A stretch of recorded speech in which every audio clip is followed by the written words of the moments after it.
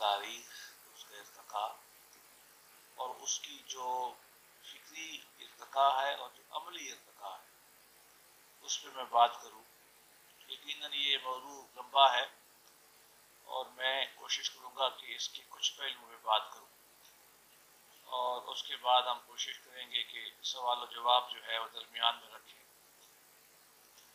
ایک بات ذہن میں رکھیں کہ یہ موضوع اسلام اور جمہوریت نہیں ہے جو ہمارے پاس ہے، لہذا آپ سوال تو کر سکتے ہیں لیکن یہ ذہن میں نہ رکھیں کہ میں نے صرف اسلام پہ بات کرنی ہے، کیونکہ موضوع عمومی ہے اور جو موضوع ہو اسی پہ رہنا چاہیے، لیکن یقیناً اس تاریخ میں اور فکر میں اسلامی حوالے تھوڑے بہت آئیں گے، لیکن یہ ذہن میں رہیں۔ انسانی جو تاریخ ہے ہمارے سامنے، جو ہم اب جانتے ہیں، جو ماہرین ہمیں بتا رہے ہیں وہ یہ ہے کہ انسانی سماج کے حوالے سے کوئی 10 سے 12 ہزار سال ہماری تاریخ ہے۔ یہ ایک رائے ہے، یقیناً کوئی الہامی بات نہیں ہے۔ یہ وہ وقت ہے کہ جس میں انسان ایک سماج کی حیثیت سے، ایک بستی کی حیثیت سے یا ایک معاشرے کی حیثیت سے کسی نہ کسی شکل میں رہ رہا ہے۔ ہم اس بحث میں نہیں پڑھ رہے کہ یہ بنا کیسے، یا تخلیقی آدم سے بنا یا کسی اور طریقے سے بنا، یہ موضوع نہیں ہے ہمارا موضوع یہ کہ انسان یہاں ہے۔ اب اس کی جو تاریخ ہے وہ جو ہمیں معلوم ہے وہ تھوڑی ہے۔ آپ کہہ سکتے ہیں کہ حتمی طور پر 5000 سال کی تاریخ ہمارے علم میں ہے یا تھوڑا کم، اور باقی جو تاریخ ہے وہ ہمارے یا اندازے ہیں یا الہامی کتابوں میں کچھ اس کا ذکر ملتا ہے، لیکن اس میں بھی بعض اوقات تاریخیں نہیں ہوتی۔ اگر کسی مثلا حضرت آدم علیہ السلام کا ذکر ہے، حضرت نوح علیہ السلام کا ذکر ہے، یہ قرآن اصحاب ہیں، کتنا عرصہ پہلے تھے یہ نہ قرآن مجید بتاتا ہے نہ انجیل مقدس بتاتی ہے، تو ایک اندازہ ہمارا ہے کہ یہ لوگ پہلے تھے۔ جو ماہرین آثار قدیمہ ہیں وہ کچھ دانشوری کرتے رہتے ہیں، لیکن وہ دانشوری ہی ہوتی ہے۔ تو اگر ہم اس کو مان لیں گفتگو سے 10-12 ہزار سال کی انسانی تاریخ ہے، اور اس کے بعد جو نون ہسٹری ہے وہ ہمیں 5000 سال سے ملتی ہے، اب ہم کوشش یہی کرتے ہیں کہ ہم 5000 سال سے شروع کرتے ہیں۔ اس میں ہم دیکھتے ہیں کہ انسانی فکر جو ہے اس میں کیا ارتقا۔ انسانی جو سماج ہے وہ اپنے ہی عوامل سے آگے بڑھتا ہے۔ مذہب اس میں بہت رول ادا کرتا ہے۔ علاقہ جغرافیہ ٹھنڈا ہے یا گرم ہے یہ اپنا رول ادا کرتا ہے، یہ پہاڑی ہے میدانی ہے، یہ چیزیں اثر ڈالتی ہیں، اور انسانی اپنے ہی میکینکس کے ذریعے انسان آگے بڑھتا ہے۔ جو انسانی فکر اس وقت تک موجود ہے آج کی، اس میں یہ سارے عوامل آتے ہیں، وہ سارے عوامل لے کے ہی آج کا انسان بنا ہے۔ اس کو اگر ہم آپ دیکھیں گے تو اس 5000 سال کی جو تاریخ ہے اس میں 3 طرح کے دھارے رہے ہیں سیاسی۔ پہلے میں مختصر ان کو بیان کرتا ہوں، پھر ان کو دیکھتے ہیں کہ عملاً کیسے رہے وہ۔ جو سیاسی تنظیم ہے آپ کی، معاشرت کی تنظیم ہے، وہ عام طور پر 3 بنیادی اصولوں پہ رہی ہے، کبھی ایک اصول پہ، کبھی دوسرے پہ، اور کبھی ملا جلا، کیونکہ انسان اور مشین میں فرق ہے، انسان ذرا پیچیدہ سے چیز ہے۔ سب سے پہلے جو ہمیں ایک فکر نظر آتی ہے انسانی تاریخ میں وہ بادشاہت کی ہے یا ملوکیت کی ہے۔ وہ کیا ہوتی ہے؟ اس کی کئی شکلیں ہیں، کئی نام ہیں۔ مراد کیا ہے کہ حکومت کا جو فیصلہ سازی کا عمل ہے اس میں 1، 2، 4، 5 تھوڑے لوگ شامل ہیں، اور وہ جو فیصلہ کر دے گا وہ اس کو مان لیا جائے گا، اس کو سوال نہیں اٹھایا جائے گا۔ کیوں نہیں اٹھایا جائے گا؟ یہ بحث نہیں، اس کو مان لیا جائے گا۔ اس کے فائدے بھی ہیں، نقصان بھی ہیں۔ فائدے یہ ہیں کہ قوت عمل جلدی ہوتی ہے، فیصلہ جلدی ہو جاتا ہے۔ نقصان یہ ہے کہ اگر وہ آدمی غلط آ گیا پھر آپ کیا کریں؟ آپ تو اس کو ہٹا ہی نہیں سکتے، کیا نظام ہے آپ کے پاس ہٹانے کا؟ اس کو دوسرا بادشاہ ہی ہٹائے گا نا۔ یہ وجہ بنتی ہے کہ پھر باپ بیٹے کو مار دیتا ہے یا بھائی بھائی کو قتل کر دیتا ہے، اس کو ہٹانا ہے راستے سے، کیا کریں گے؟ دوسرا جو انسانی تاریخ میں ایک سیاسی رہا طرز حکمرانی، وہ مذہبی تھا، یا اس کو کہتے ہیں ڈیوائن رائٹس۔ وہ ایک آدمی ہے، ایک قبیلہ ہے، ایک گروہ ہے، وہ کہتا ہے کہ مجھے اللہ میاں نے بتایا ہے اور اسی نے مجھے بھیجا ہے، میں حکمران۔ نہ آپ اس سے پوچھ سکتے کہ اللہ میاں نے ٹیلی فون کیا تھا، یا اللہ میاں خواب میں آئے تھے، یا اللہ میاں خود آئے تھے، یا آپ اللہ میاں کے پاس گئے تھے۔ یہ انبیاء کی بات نہیں کر رہا، صاحب انبیاء تو یہ کہتے نہیں ہیں کہ ہم بادشاہ کے طور پہ ہیں، تو کہتے ہیں ہم نبی ہیں۔ اگر بادشاہ تو بھی وہ بڑی ضمنی ہے، تاریخ میں تھوڑی ہے اور ضمنی ہے۔ تو ہمارے پاس کوئی ذریعہ نہیں ہوتا اس کی یہ بات ماننے کا کہ حضرت خود بن گئے اللہ کے نمائندے، یہ اللہ میاں نے خود بنا دی، کوئی آپ کے پاس ثبوت نہیں ہے۔ اس کا فائدہ کیا ہے؟ فائدہ تو یہ ہے کہ جب میں یہ کہوں گا کہ میں ذل اللہ فی الارض بیٹھا ہوں، میں اللہ کا زمین پہ سایہ ہوں، آپ کی کیا مجال ہے کہ میرے سامنے سر اٹھائیں؟ آپ اٹھا سکتے ہیں؟ جہنم تیار، بڑے بڑے دبے ادھر کوڑے لگیں گے، بڑے بڑے شیطان ہوں گے، بڑی بڑی آگ ہوتی ہے، پتہ نا آپ؟ تو آپ میری بات نہیں مانیں گے تو جہنم۔ تو دنیا میں بھی میں آپ کو جہنم رسید کروں گا، کیوں؟ مجھے اللہ نے کہا ہے میں اللہ کا نمائندہ ہوں، تم کون ہوتے میرے سامنے؟ میں تمہیں بھی رگڑ دوں۔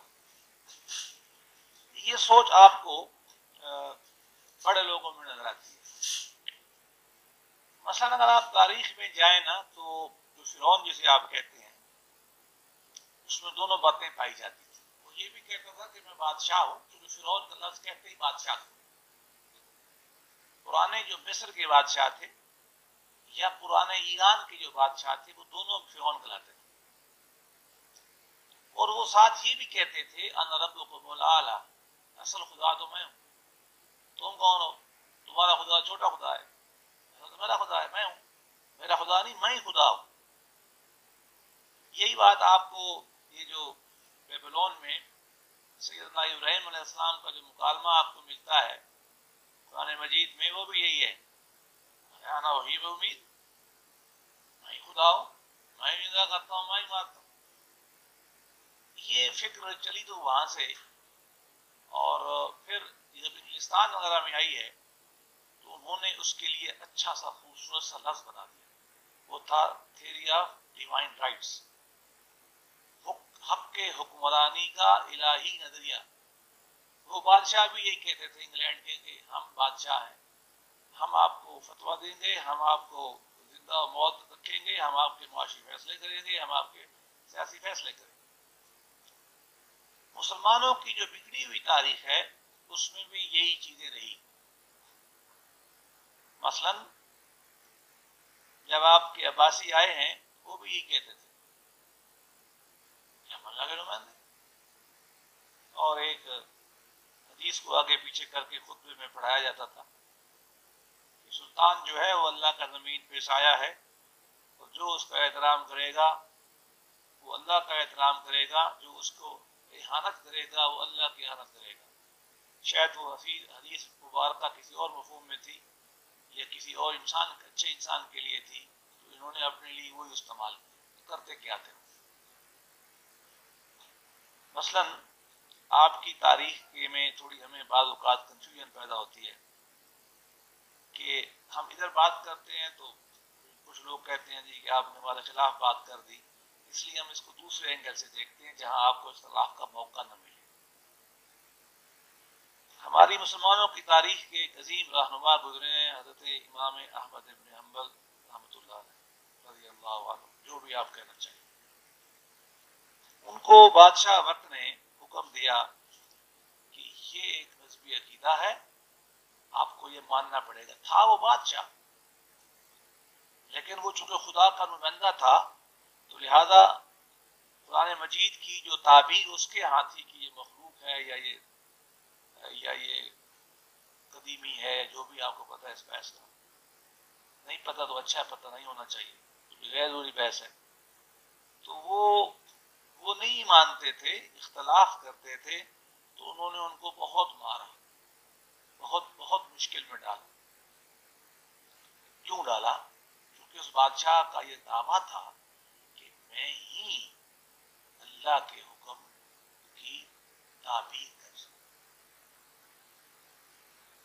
اگر اس کو یہ دعویٰ نہ ہوتا تو احمد بن حنبل رحمۃ اللہ علیہ بڑے عالم تھے، وہ یہ کہتا آپ کر لیں، وہ کہتا نہیں میں کرتا. تو گویا کہ وہ جو حکمرانی تھی ہماری ہی تاریخ میں، اس کا بھی بہت بڑا حصہ اسی بنیاد پہ کھڑا رہا کہ اللہ میاں نے مجھے بنایا اور میں بیٹھا ہوں آپ کی گردن پہ، جب تک اللہ چاہے گا تو ٹھیک ہے، ورنہ میں آپ کی گردن پہ سوار ہوں. اب اس میں جو پہلا طرز حکمرانی ہے، جس کو آپ کہہ سکتے ہیں کہ وہ بادشاہت ہے، یہ دوسرا اس سے بدتر ہے. کیوں؟ ایک میں ہوں، اگر میں کہتا ہوں میں بادشاہ ہوں، میرا یہ حکم ہے، آپ کہہ سکتے ہیں ہم نہیں مانتے، چلو ہم اختلاف کر لیں گے. لیکن اگر میں یہ کہوں کہ میں مہدی ہوں، میں نبی ہوں، یا میں اللہ کے ذریعے بھیجا ہوا، اللہ نے مجھے بھیجا، آپ کی کیا مجال ہے ایسے اختلاف کیسے کریں گے؟ آپ کو زندہ رہنے کا حق ہی نہیں ہے، کیونکہ ہم نے ساتھ وہ بھی بنایا ہوا ہے نا، دوسری باتیں بھی، وہ پھر ہم فارغ کر دیں گے اس کو، ہوتے رہے. اس سے چونکہ لوہی طاقت کو انسان استعمال کرتا ہے، شاخی طاقت کو استعمال کرتا ہے، اس نقصان یہ ہوتا ہے کہ بدترین قسم کی جبریت پیدا ہوتی ہے. میں آپ کو اس کی دو مثالیں، پہلی ایک پرانی ایک نئی. حضرت سلیمان علیہ السلام ایک نبی بھی تھے اور بادشاہ بھی تھے. آپ نے یمن پہ حملہ کیا،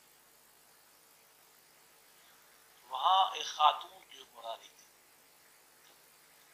اس کا نام ہماری کتابوں میں ملکہ سبا ہے اور میموں کی کتابوں میں کوئین آف شیبا ہے. اب آپ کی مرضی ہے، آپ ان کی بات مانیں یا آپ نہیں مانیں، مجھے اس پہ کوئی اختلاف نہیں. انہوں نے جب حملہ کیا تو اس نے، اس زمانے میں کچھ لگتا، بظاہر یہی لگتا ہے کہ کچھ شورائی سی حکومت تھی، کچھ صرف بادشاہت نہ تھی. خاتون کو نرم دل ہوگی، اس نے اپنی شورا بنا رکھی تھی. اس کو ماڈرن ٹرم میں آپ جیسے آپ کے یہاں لوہے جرگا ہوتا ہے، یہاں سینٹ ہوتا ہے، ایلڈرز کہہ لیں. قرآن مجید سے مفہوم یہ ملتا ہے کہ اس کے بڑے اکٹھے تھے. اس نے ان سے مشورہ کیا، میٹنگ بلائی، کہنے لگی کہ دیکھو مشورہ یہ درکار ہے کہ ہماری سرحدوں پہ ملک سلیمان آ گیا ہے، اس نے ان پہ حملہ کر رکھا ہے، سیج کر رکھا ہے، گھیراؤ کر رکھا ہے، تو آپ کیا مشورہ دیتے ہیں، کیا کریں؟ تو آگے سے جو ان کے تھے شورا والے، انہوں نے کہا کہ ہم مضبوط لوگ ہیں، ہم لڑیں گے، ایسے نہیں ہے کہ ہم ہتھیار ڈال دیں، باقی آپ کی مرضی. اب صاحب ذرا اس سے پتہ یہ چلتا ہے کہ شورا تھی بھی صحیح، لیکن بادشاہ کو آخری حیثیت حاصل تھی. تو بی بی جو سبا تھی، اس نے جو آگے فکرہ کہا، وہ غالباً سیاسی تاریخ کا کسی بھی غیر جمہوری فکر کی تشریح کا سب سے بڑا سٹیٹمنٹ ہے، یہی ہے. وہ کہتی ہیں کہ آپ کو معلوم ہے کہ جب یہ بادشاہ حملے کرتے ہیں کیا کرتے ہیں؟ دو کام کرتے ہیں، دو، فساد پیدا کرتے ہیں اور عزت والوں کو ذلیل کرتے ہیں. آپ اگر تھوڑا سا بھی سوچیں، بلکہ آپ نے آلریڈی سوچ لیا ہوگا کہ فساد میں ہر شے آ جاتی ہے. یہ اگر یہ ہے نا، یہ بھی فساد ہے، سیدھا نہیں ہے. اور جو قتل و غارت ہے یہ بھی فساد ہے. یہ فساد بہت بڑی اصطلاح ہے اسلامک لاء میں. فساد فی لفظ بھی ہم قانون میں بھی کہتے ہیں.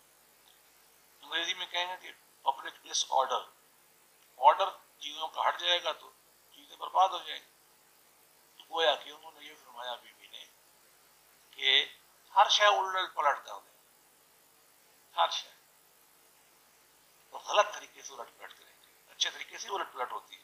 دوسرا انہوں نے فرمایا کہ جو بھی عزت والے ہیں نا، کو ذلیل کریں گے. اگلا جو فکرہ ہے اب اس میں علماء حقہ کا آپس میں اختلاف ہے. وہ یہ ہے کہ ہاں ایسا ہی ہوتا ہے. اب بعض لوگ کہتے ہیں کہ اللہ پاک یہ فرما رہے ہیں ہاں ہاں ایسا ہی ہوتا ہے. وہ بعض کہتے ہیں کہ نہیں، وہ اپنے جو سینٹ تھی اس نے کہا. چلو ہم اس بحث میں نہیں پڑھتے. البتہ یہ بات طے ہے کہ میری رائے میں اتنی مختصر الفاظ میں دو لفظ ہیں نا، فساد اور عزت والوں کو ذلیل کرنا، یہ اتنا جامع ہے کہ اگر آپ اس کی افلاطون کی کتاب ریپبلک پڑھ لیں اور بعد میں پرنس پڑھ کے آج تک اگر آ جائیں، آج کے مفکرین تک غالباً اس سے زیادہ جامعیت کے ساتھ غیر جمہوری، غیر شرائی یا جو بادشاہت ہے یا جو ملوکیت ہے اس کی تشریح آپ کو نہیں ملتی. بہرحال یہ میری رائے ہے، یہ میرا دعویٰ نہیں ہے جیسا کہ میرے دوست نے کیا، کیونکہ یہ شاید زیادہ تحقیق ہوگی، میری تحقیق اتنی نہیں ہے. تیسری جو اچھا اس کی ایک اور مثال جو ہمارے ہندوستان میں آئی کہ جب بادشاہ چڑھ بیٹھتے ہیں حکومت پہ اور جب اللہ کا کوڑا بھی ان کے ہاتھ میں ہوتا ہے تو کیا کرتے ہیں. ہندوستان میں ایک بادشاہ تھے، وہ ایک دن نا ایک بندے سے ناراض ہو گئے اور حکم صادر فرما دیا کہ اس آدمی کو ہاتھی کے پاؤں کے نیچے دے دیا جائے. بس پسند ہے، آ گیا. آپ روک تو نہیں سکتے نا، روکیں گے تو آپ کو بھی وہی بندوبست کریں گے جو اس نے اس کا کیا. یہی ہے نا. انہوں نے اس کو ہاتھی بلایا اور اس کے پاؤں تلے دے کے مار دیا. یہ مارنے کا طریقہ تھا ذلیل کرنے. شام کو ایک بھی تھا بادشاہ ماشاء اللہ، اللہ کا جو نمائندہ تھا، جو نماز بھی پڑھتا تھا، اور رات کو جو اپنے محل میں جو تھا اس کا قلعہ، اس کے اندر نماز پڑھنے گیا. تو چھوٹا بیچارہ ننگل ہار کا جو مولوی صاحب تھا اس کو پتہ ہی نہیں تھا کہ آج بادشاہ سلامت نے کیا کیا. تو اس نے جب مغرب کی نماز پڑھائی تو اس نے کہا الم تر کیف فعل ربک باصحاب الفیل، کیا تمہیں معلوم ہے کہ تیرے اللہ نے ہاتھی والوں کے ساتھ کیا سلوک کیا. اب مولوی ننگل ہار صاحب کو پتہ ہی نہیں ہے کہ بادشاہ کیا کر گیا ہے، ہاتھی کے نیچے دیا ہے. اب بادشاہ یہ سمجھا کہ مولوی بے ایمان ہے اور مجھے چڑھا رہا ہے. کیا کر رہا ہے؟ یہ چڑھا رہا ہے. نماز سے فارغ ہوا، کوتوال کو بلایا، کہتا مولوی صاحب کو بھی ہاتھی کے نیچے دے دیا. اس کو بھی ہاتھی کے نیچے دے دیا. یہ ایک رپورٹڈ واقعہ ہے، ایسا ہی ہوتا تھا. حضرت علامہ اقبال نے اس کے اوپر بہت خوبصورت ایک شعر کہا، ملوکیت کرتی ہے آثار جنوں پیدا. ملوکیت جو ہے بادشاہ کرتی ہے آثار جنوں. آپ جو افغانی لوگ ہیں وہ بہتر سمجھیں گے. جنوں مین پاگل پن، میڈنس. آثار مین اثر کی جمع ہے. سائن جو ہے، جو پاگل پن کے جو سائن ہے، سائن کو کیا کہتے ہیں؟ علامات. علامات پیدا کرتی، گویا کہ بندہ پاگل پاگل ہو جاتا ہے ملوکیت سے. اس کی وجہ ہے نا قوت جو ہے نا، یہ بذات خود نشہ ہے اور یہ نشہ چڑھ جاتا ہے، چاہے وہ حکومت کا نشہ ہو چاہے وہ مذہب کا نشہ ہو. تو آپ میں سے کسی کو فارسی آتی ہے اچھی پوئٹری؟ یہ نہیں، اوانیوں میں سے سب پٹھان بیٹھ کے ہیں. ورنہ مجھے حضرت اقبال نے پھر یہ کہا کہ ملوکیت کرتی ہے آثار جنوں پیدا، اللہ کے نشتر ہے تیمور ہو کے چنگیز. ہاں یہ تیمور آیا تھا نا، حضرت امیر تیمور، جس کو آپ اپنا ولی اللہ سمجھتے ہیں، اور وہ چنگیز خان، ہلاکو خان کا باپ. انہوں نے دنیا میں بڑی تباہی مچائی ہے، بڑے بندے مارے. اقبال کہتے ہیں کہ یہ بھی اسی کی نمائندگی ہے. جنون چڑھتا ہے وہ پھر نشتر آ کے انسان کو مار کے مار دیتے ہیں. حضرت امیر تیمور بڑے نیک آدمی، ایسے نیک تھے کہ ہر وقت قرآن پڑھتے اور تصویر ان کی میرے پاس تو چھوٹی ان کے پاس لمبی تھی. ہاں تیمور دی لیم بہت بڑے عالم تھے. اور ان میں ایک خوبی یہ تھی کہ قرآن الٹا پڑھ لیتے تھے. مطلب والناس والی آیت پڑھی پچھلی پڑھی. علماء کو جہاں جاتے تھے علماء کو بلا کے چھیڑ چھاڑ بڑی کرتے تھے. جو کچھ تو بڑا ظلم تھا کہ میں بڑا پڑھا لکھا ہوں. یہ وقت نہیں ہے ورنہ میں آپ کو ان کی واقعات سناتا ہے. اللہ چلو سنا دیتا ہوں ایک. وہ کرتے یہ تھے کہ جس شہر میں جاتے تھے نا کہتے تھے میں مفتی. میں کیا ہوں؟ ہاں قرآن بھی ہوں مفتی ہوں مجھے افطار کا حق حاصل ہے. تو میرا فتویٰ یہ ہے کہ جو حکومت کا شہر جس پہ میں نے حملہ کیا ہے وہ شہر اگر ہتھیار ڈال دے گا تو میں امان دے دوں گا. اگر وہ ہتھیار نہیں ڈالے گا مجھ سے لڑے گا تو میں فتح کے بعد ان کے ہر مرد کا سر قلم کروں گا, ہر عورت کو غلام بناؤں گا, جانور بھی اٹھ کے لے جاؤں گا. اور پھر وہ یوں کرتے تھے کہ ہر مرد کا سر کٹواتے تھے. وہ بیٹھتے تھے اور کہتے تھے مینار بناؤ. مینار بنا کے پھر دیکھتے تھے. ایک دفعہ ایسا بھی کتاب میں لکھا ہے کہ وہ اپنے ماہرین کے ساتھ بیٹھ کے بات کر رہا تھا کہ یہ سر کا مینار سیدھا یا ٹیڑھا. یہ بھی لکھا ہے اپنی اس میں اپنی آب حیات میں لکھا ہے. تو پھر یہ کرتا تھا لیکن کبھی کبھی نہیں بھی کرتا تھا. اگر آپ مجھے حافظ شیرازی کا ایک شعر سنا دیں تو میں پھر آپ کو حافظ شیرازی کی ملاقات کا قصہ سناؤں کہ وہ کیسے بچا اس سے. کسی ایک کو بھی حافظ شیرازی کا شعر آتا ہے؟ نہیں تو میں پھر یہ قصہ نہیں سناؤں گا, مشکل ہے. چلے جی آگے بڑھتے ہیں. تو یہ ملوکیت یہ کام کرتے ہیں. تیسرا جو نقطہ نظر دنیا میں رہا وہ جمہوریت کا رہا یا شرعیت کا رہا. وہ کیا ہے؟ وہ یہ ہے کہ آپ یہ سمجھتے ہیں کہ مجھے اکیلے آدمی کو حق حکمرانی حاصل نہیں ہے. کچھ لوگ ہیں جو مل کے یہ فیصلہ کریں. ایک آدمی میں اقتدار جو ہے وہ مرتکز نہیں ہوتا. اقتدار ڈسپرس ہوتا ہے, تقسیم ہوتا ہے مختلف لوگوں میں. اس کا نقصان تو یہ ہے کہ زیادہ لوگ ایک بات پہ اکٹھے نہیں ہوتے, لڑتے رہتے ہیں. اور دوسری بات فائدہ یہ ہے کہ آپ ایک ظلم کا فیصلہ کرنے میں مشکل ہوتی ہے. زیادہ لوگ ظلم میں اکٹھے نہیں ہوتے. ایک فائدہ یہ بھی ہے کہ اگر آپ کو ایک بندہ پسند نہیں ہے تو آپ کی شورا جو ہے جو بھی ہے وہ فیصلہ اگر کرتی ہے تو وہ فیصلہ ہو سکتا ہے اس کا نہ مانے, وہ اچھا فیصلہ کرے. اب ہم تھوڑا تاریخ میں جاتے ہیں. ان تین نظریوں کو ہم دیکھتے ہیں کہ تاریخی تناظر میں کیسے رہے. دنیا میں جو بادشاہت ہے یہ بہت عرصہ رہی, ہر تہذیب میں رہی.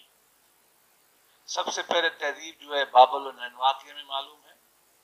وہاں بھی بادشاہ تھے. وہ بادشاہ جس سے سیدنا ابراہیم علیہ السلام کو آگ میں ڈالا تھا وہ بادشاہ ہی تھا. اس زمانے میں تہذیب چین بھی تھی, وہاں بھی بادشاہت تھی. اس زمانے میں تہذیب ہندوستان بھی آباد تھی, یہاں بھی بادشاہت تھی. اور تہذیب مصر بھی اسی زمانے کی ہے جس زمان قریب اس میں بھی بادشاہت تھی. اور زیادہ تر ان بادشاہتوں میں خاص طور پر جو مصر میں تھی, جو عراق میں تھی, ان میں مذہب شامل تھا. وہ دونوں باتیں کرتے تھے. وہ کہتے تھے ہم بادشاہ بھی ہم خدا کے نمائندے بھی. البتہ ہندوستانی جو تھے یہ چینی یہ دعویٰ نہیں کرتے تھے کہ ہم خدا کے نمائندے ہیں, وہ بادشاہی تھے. پھر جو انسانی تاریخ تھوڑی آگے بڑھی ہے تو پہلی دفعہ یونان کے علاقوں میں یہ نقطہ نظر آیا کہ ہم کسی ایک بادشاہ کی بات نہیں مانیں, یہ بڑا ظلم کرتے ہیں, ہماری گردن پہ چڑھ بیٹھتے ہیں اور پھر جو فیصلے کرتے ہیں کہتے چلے جاتے ہیں, تو کام ٹھیک نہیں ہے. تو وہ چھوٹی چھوٹی ریاستیں بنی, اس کو سٹی اسٹیٹس کہتے ہیں, مدنی چھوٹی چھوٹی ریاستیں. یہ جو ہمارے اسرار مدنی صاحب ہیں نا یہ وہیں سے آئے ہیں.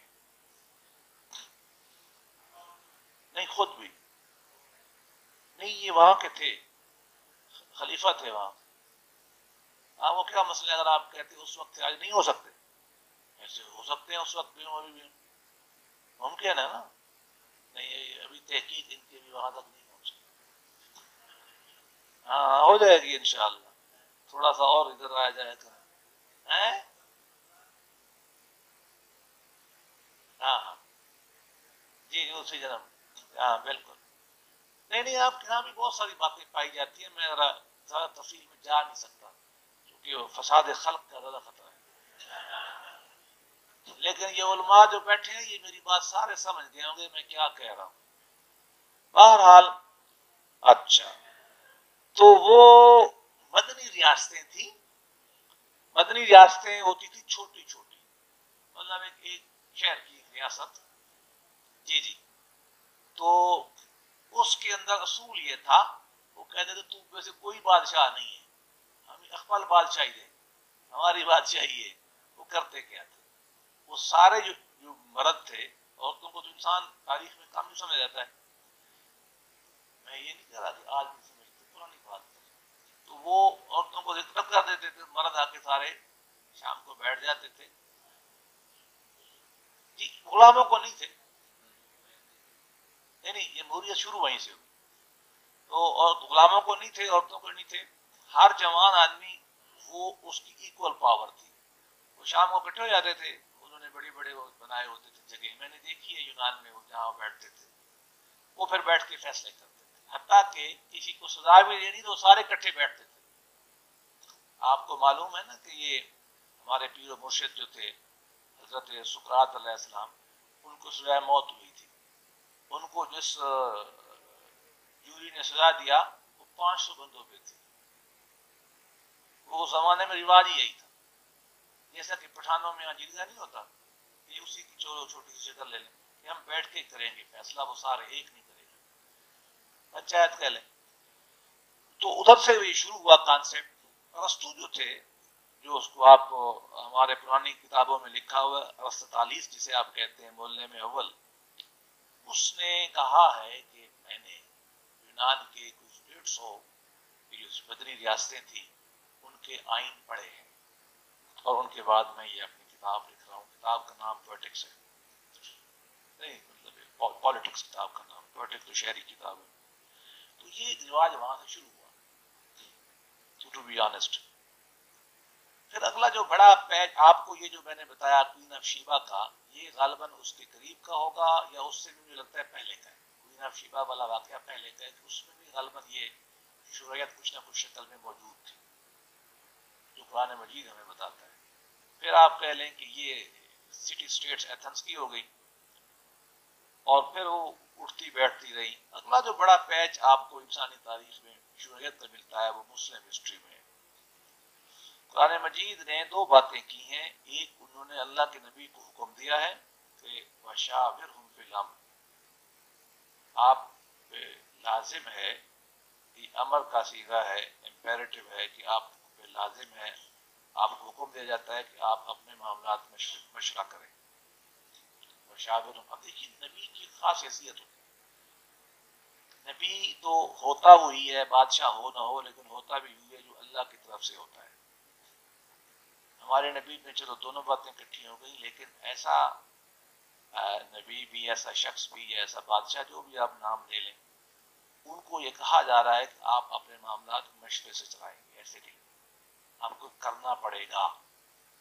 اب دیکھیں نا نبی پہ تو ہمارا جو علم کلام ہے، آپ سارے جو ادھر بیٹھے ہیں بیسیکلی تو وہ ہوں گے اشارہ ہوں گے یا ماتریدی ہوں گے. تو آپ کا علم کلام یہ بتاتا ہے کہ انبیاء معصوم من الخطا ہوتے، انفالبل ہوتے، نبی سے غلطی نہیں ہوتی. اب بات یہ، وہ نبی تو تھے، اب ان سے غلطی تو نہیں ہو سکتی، ان کو بھی کہا جا رہا ہے کہ مشورہ کریں. پھر دوسری بات یہ ہے کہ نبی کو براہ راست ایک ہدایت اویلیبل ہے، جب چاہے اللہ میاں سے وہ، مطلب اب فنی بحثوں میں نہ جائیں، مطلب اللہ کی طرف سے اس کو حکمت حاصل ہے، رہنمائی حاصل ہے، وحی حاصل ہے، رویا صادقہ حاصل ہے، یا جو بھی مفہوم آپ لیں اسے.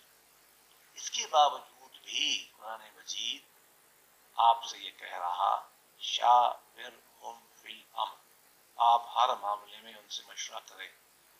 اور آگے کہا وَإِذَا عَزَمْتَ فَتَوَکَّلْ عَلَى اللَّهِ، جب آپ ایک بات پہ پکا پختہ ذہن بنا لیں تو آپ اس کو اللہ پہ بھروسہ کیوں چل رہے، مطلب یہ جب ڈیسیژن ہو جائے امپلیمنٹ کر دیں مراد. اب ادھر آپ کے ہاں بڑی فنی بحثیں ملتی ہیں کہ صرف مشورہ ہے یا ماننا بھی ہے. لیکن یہ واقعی جو ہے آپ کے مفسرین نے بعد میں کوئی جواب دیا ہے اس تو کفایت اعظم کا مطلب کیا ہے. وہ کہتے ہیں اس سے مراد سواد اعظم ہے. اس سے مشورہ یہ اس فی الحال بھی چھوڑتے ہیں یہ جب کبھی نہیں اہم بات چونکہ موضوع آج اسلام نہیں ہے نا, ہم تیزی سے آگے بڑھ آ جائیں گے, سوال پوچھ لیں. اس کے بعد اگلی جو دوسرا جو ہے جو آپ کا سماج بنتا ہے, قرآن مجید نے جو مسلمانوں کا ایک جماعت بنائی ہے اس کی بھی خصوصیات میں سے خصوصیت بتائی ہے وہ امرہم شورا بینہم, کہ ان کے معاملات آپس میں مشاورت سے طے ہوتے ہیں. اب یہ نہیں کہا کہ مشاورت کرو, یہاں کہا ہے کہ ان کے ہوتے ہی ایسے ہیں, تو یہ کہ اس کے علاوہ نہیں ہوتے. مسلمان معاشرہ اگر ہے تو اپنی جو اجتماعی تنظیم بنائے گا, چاہے وہ گھر کی ہے, چاہے ایک سیاسی جماعت ہے, چاہے محلہ پنچایت ہے, چاہے تحصیل کی حکومت ہے, چاہے ضلع کی, چاہے صوبے کی, یا وفاق کی, وہ اپنے معاملات قرآن کیا کہتا ہے مشاورت سے طے کرے. اور ایسا ہوتا رہا. چلو میں ایک مثال دیتا ہوں, اب چھوٹی چھوٹی دو, اس میں آسانی رہے گی. اللہ کے نبی نے اپنا کوئی سیاسی جانشین نہیں چھوڑا. سنی ویو یہ ہے, شیعہ دوستوں کا رائے مختلف ہے, کیونکہ سنی میجارٹی میں ہے, لہذا میں مثال آپ کو ادھر سے دیتا ہوں. اگرچہ میں یہ نہیں کہہ رہا کہ یہ صحیح ہے یا وہ غلط ہے, میں ایسا نہیں کہہ رہا. وہ یہ کہتے ہیں کہ اللہ کے نبی نے کہا کہ میں اپنا نہیں بناتا اور لوگ بنانے کا کام ہے. تو لوگوں نے مختلف جو بعد میں خلفاء ہے وہ اپنی لوگوں نے اپنی مرضی سے ان کا انتخاب کیا. ایک ویو ہے. لیکن طرز حکمرانی میں ہمیں یہ نظر آتا ہے کہ جو ہمارے خلفاء راشدین ہیں وہ شورا جو بھی ان کی تھی, بڑے اس زمانے میں, ساتھ ہر زمانے میں اپنی شکل ہوتی ہے, وہ ان کی مشاورت یا ان کی رضامندی کے بغیر فیصلے نہیں کرتے تھے. میں آپ کو ایک بڑا مثال دیتا ہوں. جب یہ شام فتح ہوا, شام سے مراد ہے اس زمانے میں بلاد الشام کہتے تھے. بلاد الشام سے مراد وہ علاقے تھے جو آج کل جورڈن ہے, لبنان ہے, فلسطین ہے, شام ہے, یہ اوپر کا علاقہ جو ہے بلاد الشام تھا. جب یہ فتح ہوا یہ علاقے آباد ہیں. عراق جب فتح ہوا یہ آباد علاقے ہیں, یہاں دریا ہیں, یہاں فصلیں ہوتی ہیں. مکہ مدینہ کا جو علاقہ تھا وہ تو ویران ہے آج بھی. قرآن مجید کہتا ہے واد غیر ذی زرع, یہاں تو پتہ نہیں ہوتا. تو وہ تو ابھی بھی آپ مکہ پاک سے مدینہ پاک گئے, رستے میں پہاڑوں کو دیکھ کے ڈر لگتا ہے آج بھی. تو زمانے میں کیا ہوتا ہوگا. تو یہاں تھا کچھ نہیں, 2 بکریاں پالتے تھے, بس کام چل جاتا تھا, دودھ پی لیتے تھے. وہ تو تہذیبیں آباد تھی, پانی تھا, فصلیں ہو رہی تھی. وہ جب ہوئی تو جو فاتحین تھے, جو غازی تھے مسلمانوں کے, جنہوں نے علاقہ فتح کیا, ان کی خواہش بھی تھی, ان کا یہ مطالبہ بھی تھا کہ یہ علاقہ ہمارا تقسیم کر دیا جائے. اس زمانے میں آپ کو پتہ ہے اسٹینڈنگ آرمی تو نہیں تھی, آرمی ایسی ہوتی تھی مال غنیمت میں مل جاتا تھا. حضور نے بدر میں بھی یہی کیا, عہد میں بھی یہی کیا. اور جو وہ ہے آپ کا بنی حوازن جس میں سب سے زیادہ مال غنیمت ملا, آپ نے وہاں بھی تقسیم ہی کیا. اب جب یہ علاقہ فتح ہوا تو صحابہ جو فاتحین تھے انہوں نے یہ کہا حضرت عمر سے کہ آپ یہ ہمارے ساتھ تقسیم کریں. حضرت عمر کا خیال تھا کہ یہ پیسہ بہت ہے, زمینیں بہت شاندار ہیں, یہ تقسیم نہیں کرنا چاہیے. اب لو جی اختلاف شروع ہو گیا. زیادہ تر لوگ جو تھے وہ حضرت عمر کے خلاف رائے رکھتے تھے. کیوں؟ قرآن مجید میں یہی ہے, تقسیم ہو جاتا ہے. حضور کا عمل بھی یہی. حضرت عمر نے تقریریں کی, ان کو سمجھایا شورا کو, بڑے بزرگ جو صحابہ تھے, کبار صحابہ کے بھائی, پہلی بات تو یہ کہ ادھر غریب لوگ ہیں, یہ تھوڑے لوگوں کو یہ مال ملے گا, یہ بہت امیر ہو جائے گا, یہ توازن بگڑ جائے گا ہمارے سوسائٹی. پھر انہوں نے یہ فرمایا کہ دیکھو میری تو سلطنت اب ہو گئی ہے بہت بڑی, مکہ مدینہ میں تو ہوتا ہی کچھ نہیں, میں ریاست چلاؤں گا کیسے, مجھے تو پیسہ چاہیے, مجھے پیسہ چاہیے نا اسٹیٹ چلانے کے لیے, جو ویلفیئر کا کام کرنا ہے. آپ روز بتاتے ہیں نا کہ انہوں نے جیلیں بنائی، انہوں نے فلاں بھی کیا، انہوں نے خیرات بھی چلائی، انہوں نے بیت المال پہ لوگوں کو وظیفے دیے، آپ نے سن رکھا ہے.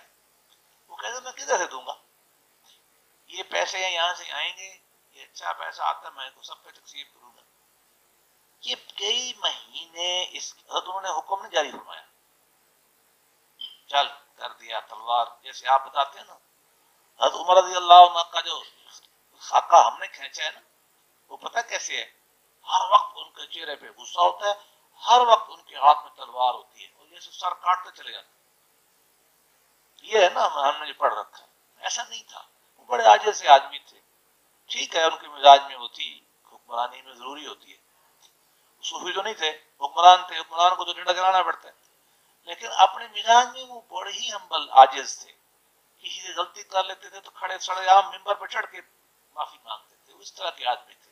ہم نے ویسے ہی ان کے ہاتھ میں 6 فٹ کی تلوار پکڑی ہوئی، سر کاٹتے چلے گئے. ایک دفعہ میں ٹی وی میں بیٹھا تھا، ایک بزرگ ہمارے ساتھ بیٹھے تھے، عالم دین تھے بہت بڑے، میں نام نہیں لیتا کیونکہ اس سے بھی خطرہ ہوتا ہے فکرے میں. تو وہ پتہ نہیں کوئی کون سا مذہبی دن تھا، تو میں نے ایک واقعہ بیان کیا. حضرت مولانا نے نا ایک اور واقعہ بیان فرمایا، تو بس ایسا ہوا اور ایسا ہوا. تو حضرت عمر نکلے تو اس نے سر قلم کر دیا. وہ تھوڑی دیر بعد آگے بڑھی اور کوئی بات ہوئی، میں نے ایک اور مثال دی تو حضرت نے پھر ایک واقعہ بیان فرمایا، یہ ہوا وہ ہوا. حضرت عمر نے پھر اس کا سر قلم کر دیا. مجھے تھوڑی پریشانی ہوئی. ایسے میں نے کہا مذاق میں نے کہا حضرت یہ بتائیں کہ حضرت عمر رضی اللہ عنہ سر قلم کرنے کے علاوہ بھی کچھ کرتے تھے یا سارے زندگی انہوں نے وہ ساری اتارتے رہتے تھے؟ تو حضرت عمر کے بارے میں ایسی ہم نے فضول باتیں بنائی ہوئی ہیں. وہ بڑے ہی نرم دل تھے، بہت ہی اللہ مزاج ان کا تقویٰ اور سادہ اس طرح کے مزاج میں. اچھا خیر وہ کئی مہینے. اچھا یہ آپ کو کتاب الخراج میں اگر آپ کو شوق ہو، حضرت امام ابو یوسف رحمۃ اللہ علیہ کتاب، یا کتاب الاموال میں جو ابو عبید کی ہے، ان دونوں میں یہ واقعہ بڑی تفصیل سے لکھا ہے. کئی مہینے بحث ہوئی. لو جی ہوا یہ کہ کرتے کرتے کرتے سب سے پہلی بات حضرت علی کی سمجھ میں آئی.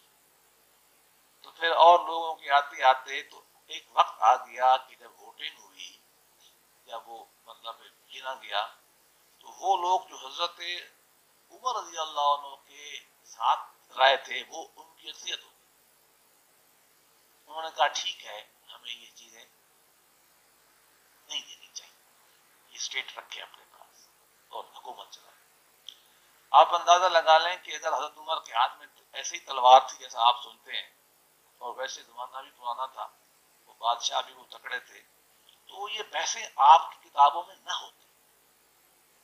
اگر امام ابو یوسف رحمۃ اللہ علیہ نے یہ اتنی لمبی بحث لکھی ہے تو اس کا مقصد تو یہ ہے نا کہ انہوں نے یہ اتنا بڑا فیصلہ اجتماعیت سے کیا. یہ لکھا ہے ہمارے بڑوں نے یہ کتابوں میں لکھا ہے. جب تھوڑا آگے بڑھتے ہیں نا تو پھر معاملہ اوپر نیچے ہوتا رہا. یہ جدید شکل ہے نا شورائیت کی، جمہوریت کی، یہ بالکل نئی ہے. کیا ہے یہ؟ 3 آپ کو بڑے نام سوچنے چاہیے. سب سے پہلا ایک بزرگ آئے تھے، ان کا نام تھا ٹامس ہابس. اس نے کتاب لکھی، اس کا نام تھا لیواتھیان. لیواتھیان میں اس نے یہ کہا، اس نے بڑی عجیب سی تھیوری پیش کی. لیواتھیان میں مختصر کرتا ہے، من کلا و دلہ پہ چلتا ہے. وہ لیواتھیان لے لیں یا آخر میں سوشل کانٹریکٹ روسو نے آ کے کہا کہ انسان آزاد پیدا ہوا ہے، اپنے معاملات یہ خود کرے گا، کوئی للہ نہیں ہے، کوئی بادشاہ نہیں ہے، تو ہم اپنے معاملات خود طے کریں گے. پھر فرانس کا انقلاب آ گیا، پھر برٹ انقلاب آ گیا، پھر آتے آتے پاکستان میں 1973 کا آئین بن گیا. ٹھیک ہے، یہاں میں آپ کو ایک بات واضح کرتا ہوں اور پھر بات آگے بڑھاتے ہیں. پاکستان میں یہ مسئلہ ہے ابھی بھی. وہ مسئلہ یہ تھا کہ ایک طرف ہم یہ سمجھتے ہیں کہ حکمرانی کا حق اللہ کو حاصل ہے، الحکم. یہ سب سے پہلا نعرہ کس نے لگایا تھا؟ خوارج نے. اور ان کو کس نے قتل کیا تھا؟ مولا علی نے. فارغ کیا سب کو، امیر معاویہ دونوں نے مل کے ان کو کوٹا تھا. آپس میں جو لڑتے تھے ادھر دونوں اکٹھے ہو گئے. یہ سوچ کے نعرہ لگایا کریں. بہرحال ہمارے ہاں تو یہ جو ہوا، ہمارے ہاں یہ پرابلم ہے کہ ایک طرف مذہبی فکر ہے جو کہتی ہے کہ حکم اللہ کو حاصل ہے، اللہ کے نبی کو حاصل ہے سادہ لفظوں میں. دوسری طرف وہ لوگ ہیں وہ کہتے ہیں کہ نہیں، ہم آزاد ہیں، ہمیں اپنے معاملات خود طے کرنے کا حق حاصل ہے. اب دونوں میں ذرا جھگڑا ہوتا ہے. اس کا حل ہمارے پاکستان نے بڑا اچھا نکالا ہے. یہ ہمارے جو پاکستان کے سیاسی علماء تھے یا مذہبی علماء تھے، یہ پرانے زمانے میں اکٹھے ہوئے اور 1948 اور 49 میں انہوں نے ایک فارمولہ بنایا جو اس وقت فارمولہ آپ کو پاکستان کے آئین کی یہ جو پریمبل ہے مقدمہ اس میں ملتا ہے. وہ کہتا ہے اس کو بات کر کے ہم ختم کرتے ہیں. اس نے شرعی ذہن کو اسلامائزیشن کر دیا ہے، اس نے اسلامی رنگ بنایا اس کا. وہ یہ ہے کہ اس کائنات کے اندر حاکمیت اعلیٰ اللہ کے. اصول نمبر 1. اصول نمبر 2 یہ ہے کہ اللہ میاں یہ اپنی حاکمیت انسانوں کو بطور ٹرسٹ دے چکے ہیں. ہم ہے نا نمائندے اللہ کے. یہاں اللہ میں خود تو ٹیلی فون نہیں کرتا ہے، کوئی نہیں کرتا. تو تیسری بات یہ اللہ کی طرف سے جو امانت ملی ہے حکم حکمرانی، یہ منتخب لوگوں کے ذریعے استعمال کی جائے گی. اب آپ دیکھیں یہ بہت بڑا اجتماعی اتحاد کیا پاکستان کی سیاسی علماء نے کہ اللہ کا حکم حکمرانی انسان کے حکم حکمرانی سے کیسے جوڑا ہے. تو یہ تو مختصراً ہے. اب اس کو ہم سم اپ کرتے ہیں. انسانی تاریخ میں 3 بڑے فکری دھارے رہے. ایک بادشاہت کا، ایک الوہی خدا کی طرف سے حکمرانی کا، اور ایک جمہوریت کا. یہ مختلف اوقات میں مختلف طرز کے رہے کیونکہ اس کی اصول دیکھنا چاہیے. اس کی جو شکل بنتی ہے وہ نہیں دیکھتے. مثلا عہد حاضر میں جمہوریت کی کئی شکلیں ہیں، تو وہ چونکہ موضوع نہیں ہے، ہمارے پاس وقت نہیں ہے، تو وہ مختلف شکلوں میں رہا. یہ جو مذہبی کارڈ ہے، جو مذہبی لوگ کہتے ہیں کہ ہمیں حکمرانی حاصل ہے، یہ اس وقت سے آج تک قائم ہے. کچھ لوگ آج بھی کہتے ہیں کہ میں ہی حکمرانی، بس مجھے آیا تھا خواب کل. اور وہ جو بادشاہت والا ہے وہ بھی قائم ہے. یہ باتیں ساری آج تک قائم ہیں مختلف شکلوں میں، تھوڑی تھوڑی کہیں زیادہ. ابھی جو سیاسی پارٹیاں یا ایک آدمی آ جاتا ہے یا جو کوئی بندوق کے زور پہ آ جاتا ہے، یہ ساری وہ ملوکیت کی شکلیں ہیں. کچھ لوگ جو کہتے ہیں کہ ہم اپنی ہی جو تعبیر ہماری ہے وہ ہم سب پہ لگائیں گے اللہ کے نام پہ، یہ بھی ڈیوائن رائٹ کی ایک شکل ہے. اور جو لوگ مختلف شکلوں میں بیٹھ کے مشاورت سے فیصلے کرتے ہیں، چاہے پنچایت ہو، چاہے جرگہ ہو، چاہے پارلیمان ہو، یہ ساری شرعیت کی شکل ہے. تو یہ میں اپنا بات اس پہ ختم کرتا ہوں.